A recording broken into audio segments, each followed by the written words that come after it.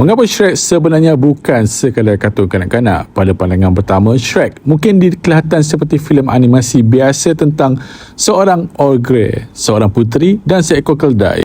Namun di sebalik humor dan fantasi, filem ini sebenarnya mengandungi tema yang jauh lebih matang.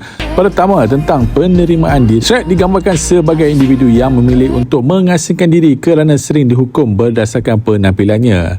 Paya yang menjadi tempat tinggalnya juga boleh dilihat sebagai simbol kepada dinding emosi yang dibina untuk melindungi dirinya daripada penolakan masyarakat. Fiona pula berdepan dengan konflik yang hampir sama. Dia percaya dirinya perlu menjadi seorang puteri yang sempurna untuk mendapatkan penerimaan. Pada penghujung cerita, Fiona tidak berubah menjadi manusia seperti yang dijangkakan. Dia kekal sebagai ogre.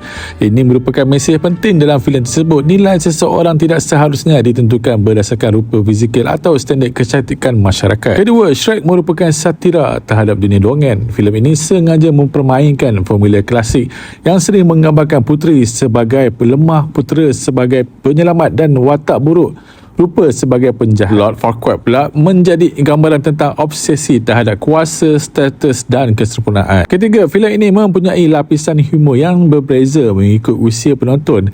Kanak-kanak mungkin menikmati aksi dan jenaka fizikalnya, manakala penonton dewasa dapat memahami sindiran budaya pop rujukan kepada filem lain seperti pelbagai jenis ketesiran dalam dialog. Dan yang paling menarik ialah bagaimana Shrek mengubah konsep watak utama. Hero bukannya seorang putera yang tampan.